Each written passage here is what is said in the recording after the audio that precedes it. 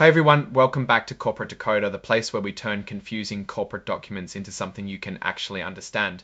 Today we are diving into a Form 8K filing. Don't worry, it's not as scary as it sounds, but if you're invested in energy companies, you might want to buckle up because we are talking power moves. Literally. This filing is like a company's way of saying, hey, big news. They use it to announce important events to investors, things that could actually move the stock price. In this case, it's all about a company called DPL LLC and some serious financial shuffling. The main story here, DPL LLC sold pieces of its business, specifically parts of AES Ohio Investments, to an investor group called Astrid Holdings LP. Think of it like selling a slice of a pie. This slice went to Astrid Holdings, which is actually owned by a big investment group called Caisse de dépôt et placement du Toic, or CDPQ for short. DPL sold 15% of AES Ohio Holdings. It's like selling 15 out of 100 shares to Astrid for about $272 million. Then they sold 17 to Astrid and also for around $272 million. So CDPQ through Astrid now owns a significant piece of the AES Ohio pie. All in all, CDPQ now has a 30% stake in AES Ohio. The total proceeds to DPL were about $544 million. That's real money. Here's a quick rundown of how the ownership works now. DPL LLC owns 82.25% of Ohio Investments. Ohio Investments owns 85% of Ohio Holdings, and Ohio Holdings owns 100% of AES Ohio. It's a bit like those Russian nesting dolls, each one owning the one inside. Why all this shuffling?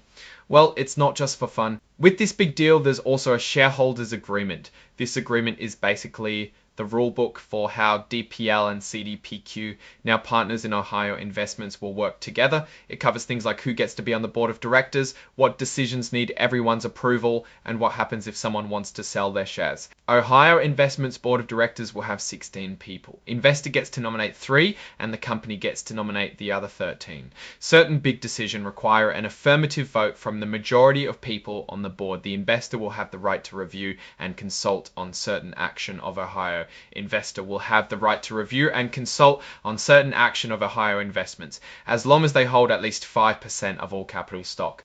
So what's DPL doing with all that cash? They are paying off about $415 million in debt. Think of it like using your tax refund to pay off your credit card. The rest of the money, they are saying it's for general corporate purposes, which often means investing in the business to grow or maybe even save it from harm. They are also planning to give some of it to AES Ohio, which is like giving your kids some extra allowance.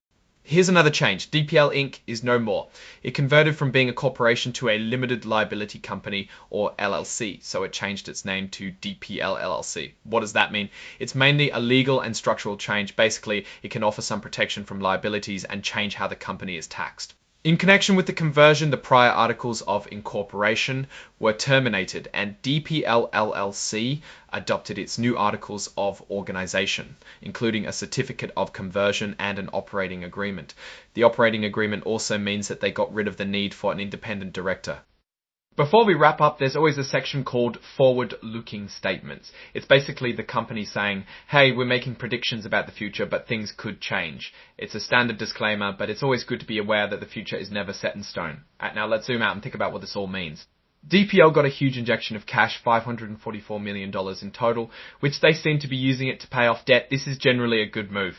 Getting rid of $415 million in debt makes the company less risky. The main strategy here is to simplify the way the company is run by converting from a corporation to an LLC. Removing the independent director position could mean more control for the owners.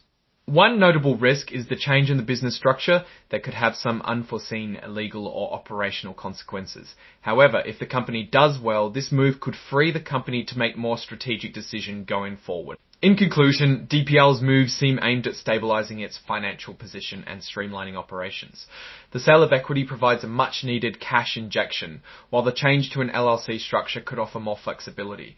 And ultimately, it all boils down to whether they can execute their plans effectively and navigate the challenges ahead.